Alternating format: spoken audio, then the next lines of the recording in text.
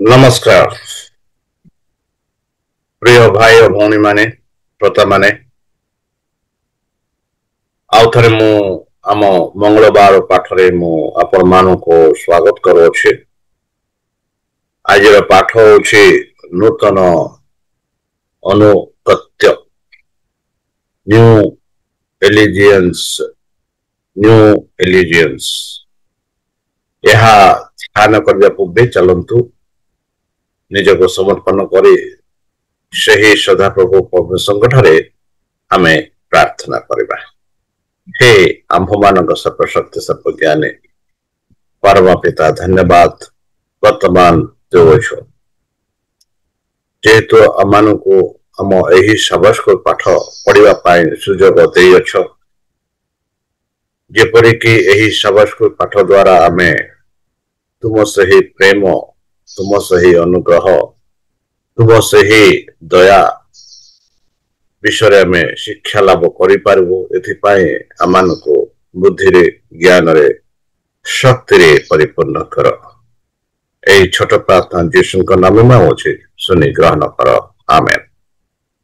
बंधु आमे अक्टोबर 7 10 2025 ताकि मंगलवार दिन विषय आमे आलोचना करबा को जाउछु। आज पाठ होछि न्यू एलिगेंस नूतन अनुगत्य। एही नूतन अनुगत्य कौन ताहा विषय आमे अधिक आज शिखिबा को जाउछु। जेपरि कि आमे जिहोशयଙ୍କ विषय शिक्षा करुछे। आ जिहोशय को जेपरि प्रभु कहिथिले कि तुमे बलवान हो शक्तिशाली हो। आ इस्राएल प्रजा माननको परमेश्वर कहले कि जहा जहा मो दास मोशा जो आज्ञा तुमको दे अछंती से आज्ञा सब टाण बाबा पटे फेर नाही। आउ जो स्थान को जीव तुमे से स्थान रे कुशल थिबो बोली आमे देखुछु। बंधु जेबे आमे आज विशेष भाव रे आलोचना करबा को जाउछु जिहोशय तार 2:12 ठु 21 आ यात्रा पुस्तक 12 13 22 ठु 23।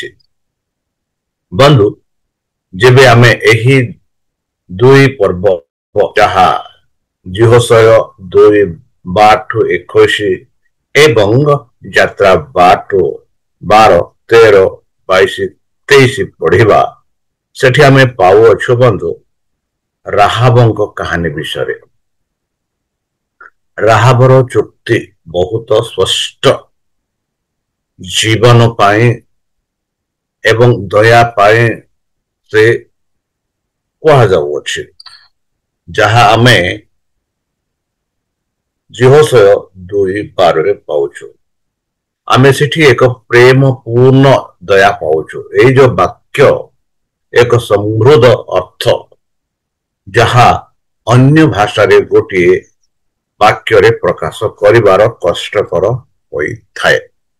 बंधु मुख्यता चुक्ति तो विश्वता को बुझाए किंतु एहा विश्वस्तता दया बाणशीलता एवं दया भली धारणा मने बहन करे।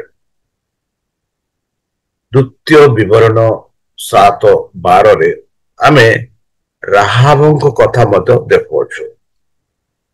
सेठी आमे मने पकाउ थाउ जे जोठारे सदा प्रभु निजे इस्राएल प्रजा प्रति तांकर आज्ञा पालन करिवार पाए शपथ करथिले।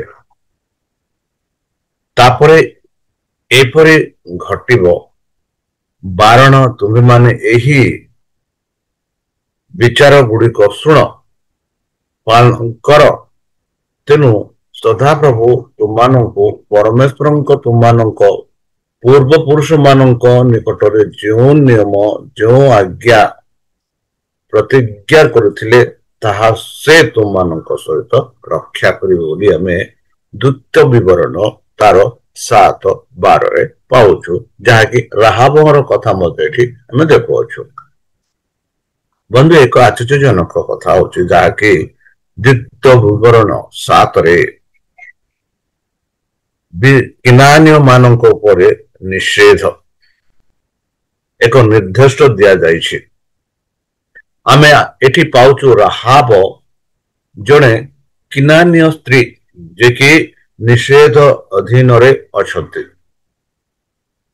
ଏବଂ ତଥାପି ସେ ତାହାଙ୍କ ଉଦୀୟମାନଙ୍କ ବିଶ୍ୱାସ ଦ୍ୱାରା ଇସ୍ରାଏଲ ମାନଙ୍କୁ ଦିଆଯାଇଥିବା ପ୍ରତିଜ୍ଞାକୁ ସେ ଦାବି କରନ୍ତି। ଏହା ଫଳ ସ୍ୱରୂପେ ସେ ରକ୍ଷା ପାଆନ୍ତି। ବନ୍ଧୁ, ରାହାବଙ୍କ ସହିତ ଯେଉଁ ଗୁପ୍ତଚର ମାନଙ୍କର କଥାବାର୍ତ୍ତା ସହିତ ପ୍ରଥମେ ଚିତ୍ର କରାଯାଇଥିଲା, ବନ୍ଧୁ, ମନରେ ଅନ୍ତର୍କାର୍ଯ୍ୟ ଭାବରେ ଆସେ, ତାହା ହେଉଛି ଯାହା ଯାତ୍ରା ପୁସ୍ତକ ସମୟରେ ନିସ୍ତାର ପର୍ବ, ଯାହା ସେଇ ଯୋଉ ନିସ୍ତାର ପର୍ବକୁ ଯଦି ଆପଣ ମାନେ ମନକୁ ଆଣିବେ, ସେଇ ସମୟରେ ଯେପରି ଆମେ ଦେଖୁଛୁ ଅନେକ ମିଶ୍ରୀୟ ମାନେ ମଧ୍ୟ ଇସ୍ରାଏଲ ପ୍ରଜାମାନଙ୍କ ସହ ବାହାରକୁ ଆସିଲେ। ଆଉ ଯେଉଁ ଆଦେଶ ଇସ୍ରାଏଲ ପ୍ରଜାମାନଙ୍କୁ ପରମେଶ୍ୱର ଦେଇଥିଲେ, ଆଉ ସେଇ ଆଦେଶ ଥିଲା କି ତୁମ ଯୋଉ ଦ୍ୱାର ସମ୍ମୁଖରେ ରକ୍ତ ସହ ତାକୁ ଚିତ୍ର କରିବ, ଆଉ ଯେବେ ସେହି ମୃତ୍ୟୁର ଦୂତ ପାର ହେବ ସେତେବେଳେ ତୁମ ସେହି ଗୃହରେ ସେ ଯୋଉ ମୃତ୍ୟୁର ଦୂତ ପ୍ରବେଶ କରିବେ ନାହିଁ, ବରଂ ସେଇ ଘରକୁ ଛାଡ଼ି ଅନ୍ୟ ଘରକୁ ଯିବ। ଏମିତି ଇସ୍ରାଏଲ ପ୍ରଜା ମାନଙ୍କର ପ୍ରତ୍ୟେକ ଘରକୁ ବି ସେ ଛାଡ଼ିଯିବ। ଆଉ ମିଶ୍ର ଦେଶର ଯେଉଁମାନେ ଏହି ଆଜ୍ଞା ପାଳନ କରିନାହାନ୍ତି ସେମାନଙ୍କ ପ୍ରଥମ ଜାତ ପୁତ୍ରକୁ ସେ ହତ୍ୟା କରିବ।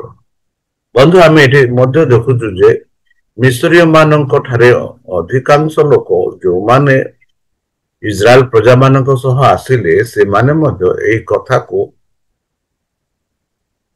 ଏକ ଗୁରୁତ୍ୱପୂର୍ଣ୍ଣ ଭାବରେ ନେଲେ, ଆଉ ସେହି ପରମେଶ୍ୱରଙ୍କ ଠାରେ ସେମାନେ ବିଶ୍ୱାସ କଲେ। ଆଉ ସେମାନେ କଣ କଲେ, ଯାହା ଇସ୍ରାଏଲ ପ୍ରଜା ମାନଙ୍କୁ ସଦାପ୍ରଭୁ ପରମେଶ୍ୱର ମଉସାଙ୍କ ଦ୍ୱାରା ଯେଉଁ ମେଷ କାଠି ଆପଣା ଦ୍ୱାରରେ ମେଷକୁ ଏକ ବଳିଦାନ ଦେଇ ଆପଣା ଦ୍ୱାରରେ ସେ ରକ୍ତକୁ ଲଗାଇବା ପାଇଁ କହିଥିଲେ, ସେହିପରି ସେମାନେ କରିଥିଲେ। ଆଉ ସେଥିଯୋଗୁଁ ସେମାନଙ୍କର ବୋଧ ହୁଏ ସେମାନଙ୍କ ଜ୍ୟେଷ୍ଠ ପୁଅ ସେମାନଙ୍କ ଗୃହରେ କିଛି ମୃତ୍ୟୁ ହୋଇନାହିଁ।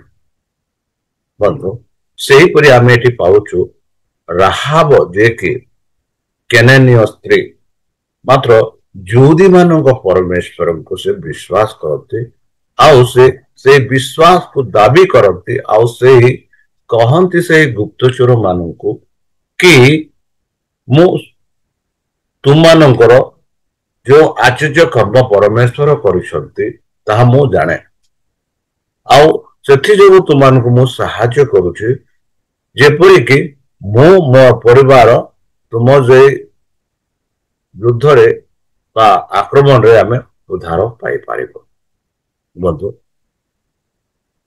ତୁମେମାନେ ଯେଉଁ ଘରେ ଅଛ ସେହି ଗୃହ ଗୁଡ଼ିକର ରକ୍ତ ତୁମ ପାଇଁ ଏକ ଚିହ୍ନ ହେବ, ଯାହା ଆମେ ଯାତ୍ରା ପୁସ୍ତକ 12:13 ଦେଖି ସାରିଛୁ, ଆଉ ମଧ୍ୟ ଯାତ୍ରା ପୁସ୍ତକ 12:22-23 ଦେଖୁଛୁ, ଯାହା ମୁଁ କହିସାରିଛି। ବନ୍ଧୁ, ଆଜ୍ଞାବହତା ଦ୍ୱାରା ଲୋକମାନେ ସେମାନଙ୍କର ବିଶ୍ୱାସର ପ୍ରମାଣ ଦେବା ଉଚିତ।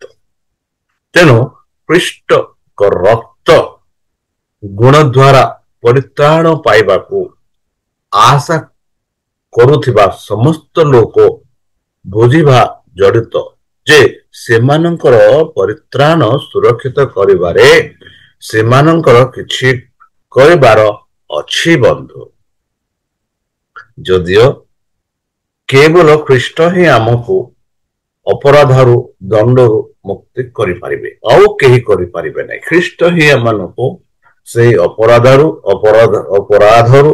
ଆଉ ଦଣ୍ଡରୁ ସେ ମୁକ୍ତି ଦେଇପାରିବ। ଆମେ ପାପରୁ ଆଜ୍ଞାବହତା ଆଡ଼କୁ ଫେରିବା ଉଚିତ।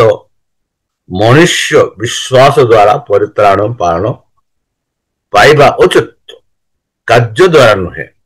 ତଥାପି ତାଙ୍କର ବିଶ୍ୱାସ ତାଙ୍କ କାର୍ଯ୍ୟ ଦ୍ୱାରା ଦେଖାଯିବା ଆବଶ୍ୟକ।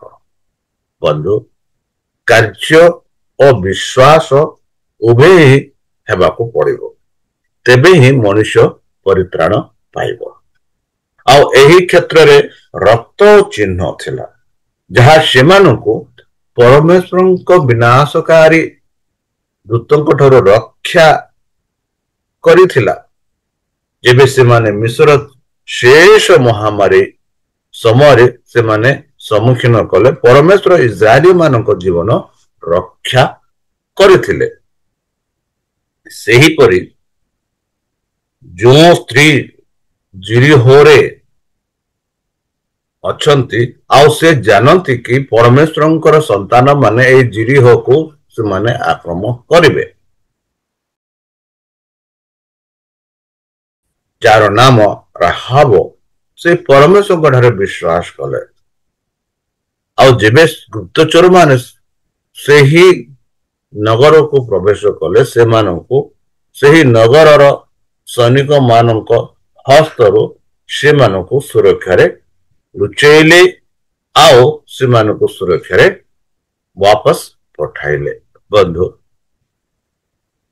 ଆମେ ଦେଖୁଛୁ ଯେତେବେଳେ ପରମେଶ୍ୱର ଆମମାନଙ୍କୁ ଏହିପରି ସାହାଯ୍ୟ କରନ୍ତି, ଆମେ ଏହା ମନରେ ରଖିଥିବାର ଅଛି କି ଆମ ବିଶ୍ୱାସ ଆଉ ଆମ କାର୍ଯ୍ୟ ଉଭୟ ଯିବାକୁ ପଡ଼ିବ।